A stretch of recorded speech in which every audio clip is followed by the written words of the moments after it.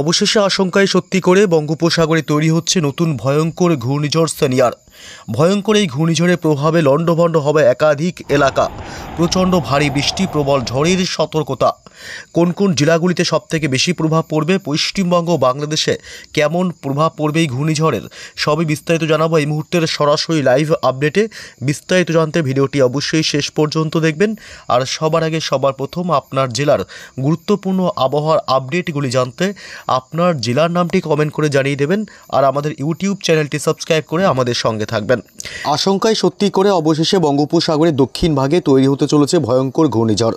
এই ঘূর্ণিঝড়ের প্রভাবে প্রচণ্ড ঝড় বৃষ্টি, ভারী থেকে অতি ভারী বৃষ্টির সম্ভাবনা রয়েছে দক্ষিণের বিভিন্ন রাজ্যগুলিতে।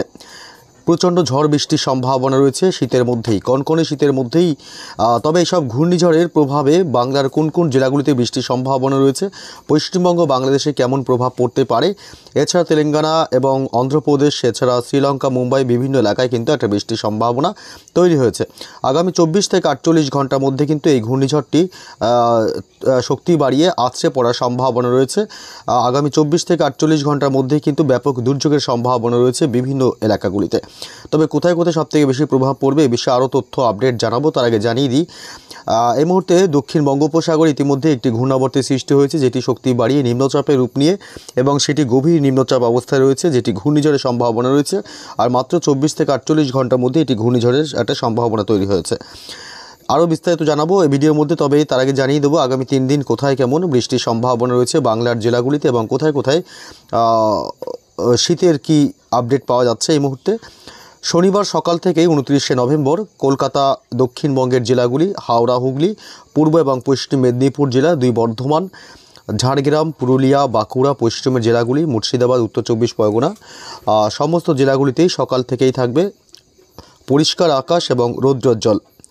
এছাড়া বাংলাদেশের ঢাকা থেকে শুরু করে মোটামুটি চট্টগ্রাম বিভাগ, সিলেট বিভাগ, রংপুর, রাজশাহী বিভাগ, বাংলাদেশের সমস্ত জেলা এবং বিভাগগুলিতে সকাল থেকেই থাকবে রৌদ্রোজ্জ্বল আকাশ এবং পরিষ্কার পরিচ্ছন্ন আকাশ।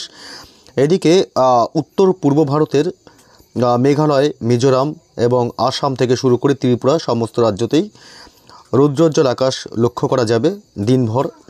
এবং পশ্চিমবঙ্গের উত্তরবঙ্গের জেলাগুলি শিলিগুড়ি, জলপাইগুড়ি জেলা, আলিপুরদুয়ার, কোচবিহার, উত্তর দিনাজপুর, দক্ষিণ দিনাজপুর, মালদহ জেলা, দার্জিলিং, কালিম্পং, উত্তরবঙ্গের সমস্ত জেলাগুলিতেই আকাশ পরিষ্কার এবং রৌদ্রোজ্জ্বল থাকবে। তবে দিনভর কিন্তু এমনই আপডেট পাওয়া যাচ্ছে। তবে উত্তর হাওয়ার একটা দাপটের সম্ভাবনা রয়েছে। শনিবার দুপুরের পর থেকে কিছুটা আংশিক মেঘাচ্ছন্ন হতে পারে উত্তরবঙ্গের জেলাগুলি, শুধুমাত্র উত্তরবঙ্গের সমস্ত জেলাগুলি। তবে কোথায় কোথায় বৃষ্টির সম্ভাবনা রয়েছে সে আপডেটে আসবো। তার আগে শীতের আপডেটটা জানিয়ে দেবো আপনাদেরকে কোন কোন জেলাগুলিতে শীতের সবথেকে বেশি সম্ভাবনা রয়েছে আগামী কয়েকদিন এবং শনিবার সকাল থেকে কেমন থাকবে তাপমাত্রার গতি প্রকৃতি। সকাল থেকে যদি আমরা দেখি, শনিবার সকালের দিক থেকে কিন্তু কলকাতাতে 15 থেকে 16 ডিগ্রি সেলসিয়াস তাপমাত্রা থাকবে, দক্ষিণ 24 পরগনায় 16 ডিগ্রি তাপমাত্রা থাকবে, ঝাড়গ্রাম জেলাতে 15 ডিগ্রি সেলসিয়াস তাপমাত্রা থাকবে এবং উত্তর 24 পরগনা জেলার দিকে 15 ডিগ্রি সেলসিয়াস তাপমাত্রা নেমে আসবে। নদিয়া জেলাতে থাকবে 15 ডিগ্রি সেলসিয়াস এবং মুর্শিদাবাদে থাকবে 15 ডিগ্রি সেলসিয়াস। তাপমাত্রা কিন্তু নিম্নমুখী হচ্ছে এবং আরও নিম্নমুখী হবে পূর্ব বর্ধমান এবং পশ্চিম বর্ধমানের দিকেও 15 ডিগ্রি সেলসিয়াস তাপমাত্রা লক্ষ্য করা যাবে। পশ্চিমের জেলাগুলি বাঁকুড়াতে 15 ডিগ্রি এবং পুরুলিয়াতেও 14 ডিগ্রি সেলসিয়াস তাপমাত্রা থাকবে। অর্থাৎ দক্ষিণবঙ্গে একটা শীতের কিন্তু ভালো প্রকোপ লক্ষ্য করা যাবে এবং হাওড়া, হুগলিতেও 15 ডিগ্রি সেলসিয়াস তাপমাত্রা থাকবে। দক্ষিণবঙ্গের প্রায় সমস্ত জেলাগুলিতে কিন্তু তাপমাত্রা পরিবর্তন এই মুহূর্তে নেই, যদিও বা তাপমাত্রা এক ধাক্কায় অনেকটাই নিম্নমুখী হয়েছে। বাংলাদেশের খুলনায় 15 ডিগ্রি, বরিশালে 17 ডিগ্রি সেলসিয়াস, কুমিল্লাতে 15 ডিগ্রি, ঢাকায় থাকবে 16 ডিগ্রি, রাজশাহী বিভাগে থাকবে 16 ডিগ্রি এবং ময়মনসিংহ বিভাগে থাকবে 15 ডিগ্রি এবং সিলেট বিভাগে থাকবে 15 ডিগ্রি সেলসিয়াস তাপমাত্রা। রংপুরের দিকে থাকবে 15 ডিগ্রি সেলসিয়াস তাপমাত্রা। অর্থাৎ গোটা বাংলাদেশ জুড়েই কিন্তু মোটামুটি একটা শীতের দাপট লক্ষ্য করা যাচ্ছে এবং চট্টগ্রাম বিভাগ উপকূলবর্তী এলাকায় 19 ডিগ্রি সেলসিয়াস তাপমাত্রা কিন্তু থাকছে শনিবার সকাল থেকে। এবং দুপুরবেলার দিক থেকে তাপমাত্রা কিছুটা বৃদ্ধি পাবে বা বাড়বে, এর কারণে কিছুটা শীত কমবে এবং সন্ধ্যা রাতের দিকে আবারও তাপমাত্রা কিন্তু নিম্নমুখী হয়ে যাবে।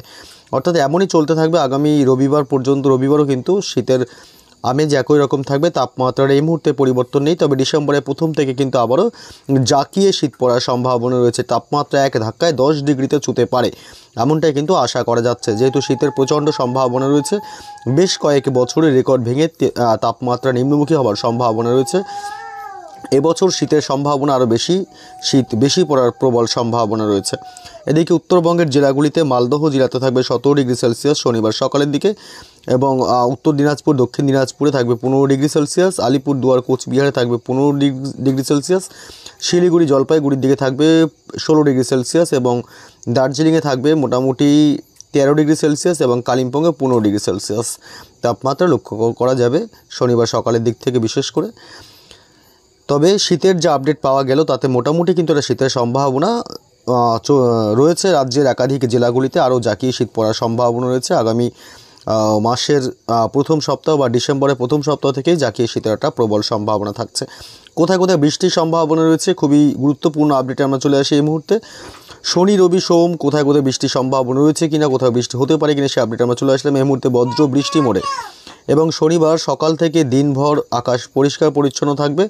দক্ষিণবঙ্গের জেলাগুলি যেমন কলকাতা, হাওড়া, হুগলি, উত্তর এবং দক্ষিণ 24 পরগনা, 2 মেদিনীপুর, 2 বর্ধমান জেলা, 2 24 পরগনা জেলা, এবং এদিকে মুর্শিদাবাদ, নদিয়া, এদিকে ঝাড়গ্রাম, পুরুলিয়া, বাঁকুড়া, প্রায় কোনো জেলাতেই বৃষ্টির সম্ভাবনা শনিবার দিনভর কিন্তু থাকছে না। তবে বৃষ্টির সম্ভাবনা কিছুটা লক্ষ্য করা যাচ্ছে উত্তর পূর্ব ভারতে, যেমন আসামের গুয়াহাটির কিছু কিছু অংশে হালকা অতি সামান্য ঝিরিঝিরি বৃষ্টির সম্ভাবনা রয়েছে। বাংলাদেশের ঢাকা থেকে শুরু করে রাজশাহী, চট্টগ্রাম, সিলেট বিভাগ, রংপুর, বরিশাল, খুলনা, মাদারীপুর কোথাও বৃষ্টির সম্ভাবনা শনিবার থাকছে না। দিনভর পরিষ্কার পরিচ্ছন্ন আকাশে লক্ষ্য করা যাবে, রৌদ্রোজ্জ্বল। এবং উত্তরবঙ্গের জেলাগুলি দার্জিলিং, কালিম্পং, এছাড়া উত্তর দিনাজপুর, দক্ষিণ দিনাজপুর, মালদহ জেলা, আলিপুরদুয়ার, কোচবিহার, উত্তরবঙ্গের কোথাও কিন্তু বৃষ্টির সম্ভাবনা শনিবার থাকছে না। এদিকে রবিবার যদি আমরা দেখি, রবিবারের আপডেট কী বলছে, রবিবার বৃষ্টির সম্ভাবনা কতটুকু। রবিবার বৃষ্টির সম্ভাবনা থাকছে না উত্তরবঙ্গের কলকাতা, হাওড়া, হুগলি থেকে কোনো অংশেই। দক্ষিণবঙ্গ, উত্তরবঙ্গ সব পুরো পরিষ্কার পরিচ্ছন্ন থাকবে, এবং বাংলাদেশের সমস্ত জেলাগুলি এবং বিভাগগুলিতেও কিন্তু আকাশ পরিষ্কার থাকবে। রবিবার কোনো বৃষ্টির সম্ভাবনা নেই। তবে রবিবার আসাম, উত্তর পূর্ব ভারতের কিছু কিছু অংশে হালকা মাঝারি সামান্য বৃষ্টি হতে পারে। মেঘালয়, মিজোরাম, আসাম থেকে শুরু করে ত্রিপুরা কিছু কিছু অংশে কিন্তু বৃষ্টি ছড়িয়ে ছিটিয়ে হালকা হালকা ছিটে পড়ে বৃষ্টি হওয়ার সম্ভাবনা রয়েছে। সোমবার 1 ডিসেম্বর পড়ে যাচ্ছে। 1 ডিসেম্বরে কিন্তু বৃষ্টির কোনো সম্ভাবনা খুব একটা থাকছে না।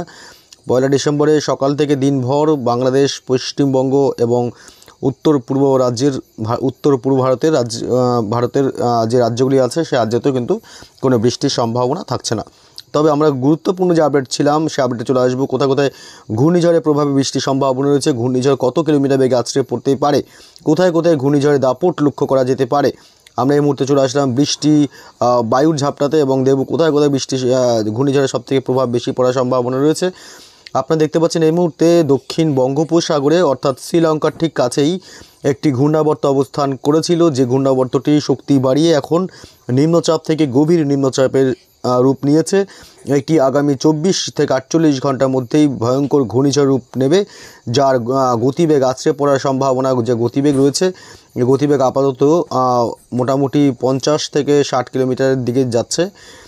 এটি আছড়ে পড়ার সময় কিছুটা গতিবেগ মানে এর হাওয়ার দাপটের যে গতিবেগটা সেটা বাড়তে পারে বলে আশঙ্কা করা যাচ্ছে, যার কারণে কিন্তু এদিকে আছড়ে পড়ার সম্ভাবনা বিশেষ করে রয়েছে এদিকে শ্রীলঙ্কা এবং এদিকে মাদুরাই, পাশাপাশি জাফনা এবং থাঞ্জাভুর এবং পন্ডিচেরি এবং চেন্নাই, নেল্লোর এসব অংশে কিন্তু আছড়ে পড়ার প্রবল সম্ভাবনা রয়েছে।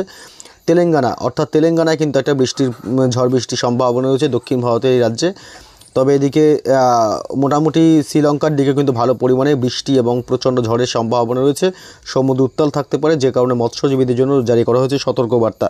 তবে ঘূর্ণিঝড়ের প্রভাবে পশ্চিমবঙ্গ, বাংলাদেশে কেমন এফেক্ট পড়তে পারে বা কোনো ঝড় বৃষ্টির সম্ভাবনা আছে কি না, এই মুহূর্তে যে আপডেট পাওয়া যাচ্ছে তাতে এই ঘূর্ণিঝড়ের কোনো প্রত্যক্ষ প্রভাব বা পরোক্ষ প্রভাব কোনো প্রভাবই কিন্তু পশ্চিমবঙ্গ এবং বাংলাদেশে পড়ছে না। যে কারণে কোনো বৃষ্টির সম্ভাবনা আগামী 24 থেকে 48 ঘন্টার মধ্যে কোথাও নেই। আগামী কয়েকদিনে, আগামী প্রায় 2 সপ্তাহের মধ্যে কিন্তু কোনো বৃষ্টির সম্ভাবনা পশ্চিমবঙ্গে, দক্ষিণবঙ্গ, উত্তরবঙ্গ, বাংলাদেশ এবং আসাম, মিজোরাম, ত্রিপুরা, মেঘালয় কোথাও কিন্তু বৃষ্টির সম্ভাবনা নেই এবং এই ঘূর্ণিঝড়ের কোনো প্রভাব এই বাংলাতে পড়ছে না। আগে যেগুলো তৈরি হয়েছিল যে ঘূর্ণাবর্তগুলি, সেই ঘূর্ণাবর্তগুলি নষ্ট হয়ে গেছে সমুদ্রের মাঝেই, অর্থাৎ তা থেকে নিম্নচাপও তৈরি হয়নি এবং গভীর নিম্নচাপও তৈরি হয়নি, যার কারণে ঘূর্ণাবর্ত নষ্ট হয়ে গেছে। তাই ঘূর্ণিঝড় আসার কোনো সম্ভাবনা যে ছিল সেই সম্ভাবনা এখন আর নেই, তা সমুদ্রের মধ্যেই বিলীন হয়ে গেছে মাঝেই।